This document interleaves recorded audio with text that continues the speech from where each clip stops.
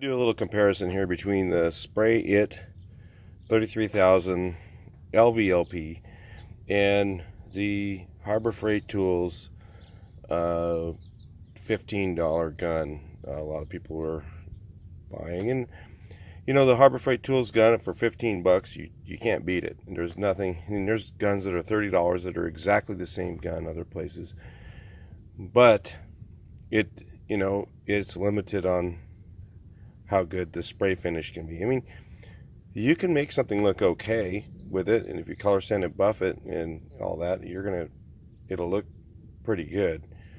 But I use the sprayit 33,000. The reason I use the 33,000 and the reason I bought it is because, number one, it makes a lot less overspray.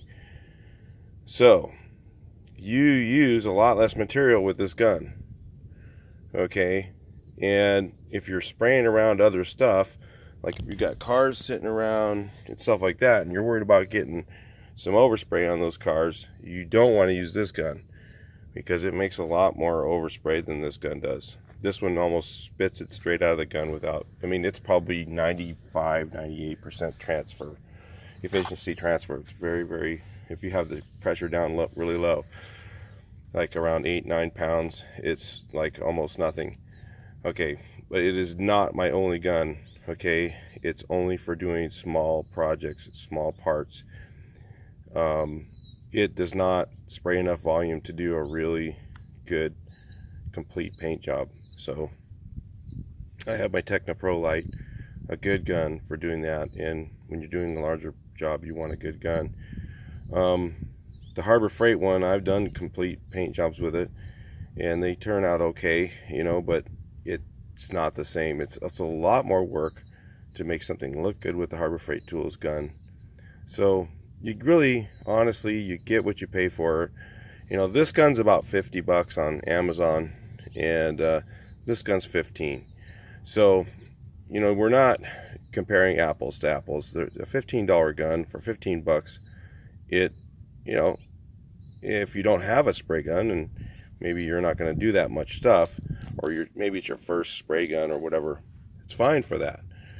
But after you've used it for a while, then you might want to invest in what, if you're going to use it often, like if you're going to use it all the time and, you know, spray stuff over and over and clean it out and use it, clean it out and use it, it's way better off to use the sprayit 33,000.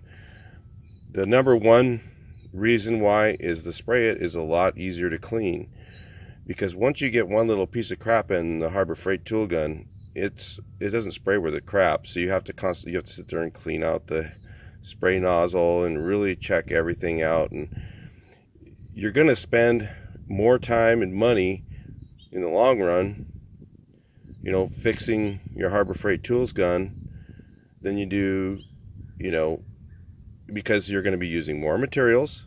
You're going to have more, you're going to have to move stuff around, get things out of the way, because man, when you spray with this one, you're going to have overspray, and you're going to be, you know, you're going to spend that extra time cleaning it out. And I'll show you why real quick in the spray heads.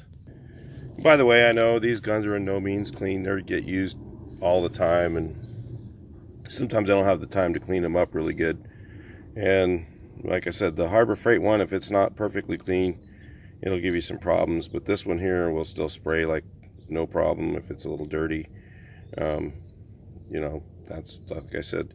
So if you look here inside, in the spray nozzle in this gun, you notice that there's no tapered fit where this goes onto here. The seal is actually that white thing inside there. And on the Harbor Freight Tools, if you notice, there's no seal inside here, okay?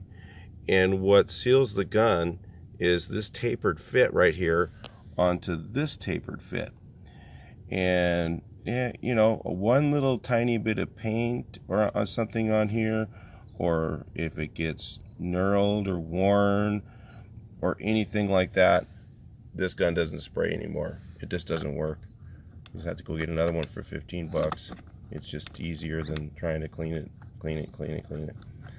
So if you're doing a lot of volume of work, you know, if you're just playing around at your house and you're doing, you know, 4 or 5 things a day, you know, when you're working on it, you're going to save enough money to pay that $50 back.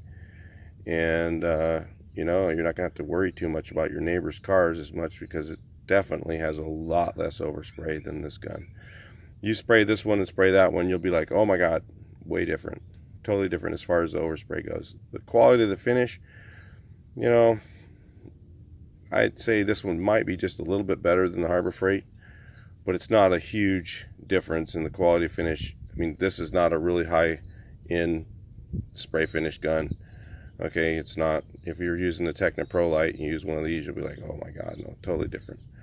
Or using a, you know, Wada Supernova, or, you know, a good gun, you're going to find a totally different deal with this gun.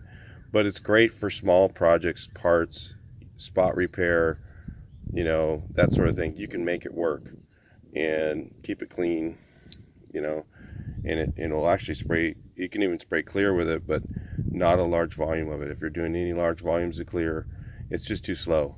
It doesn't, you know, it doesn't put enough volume out to really spray clear coat.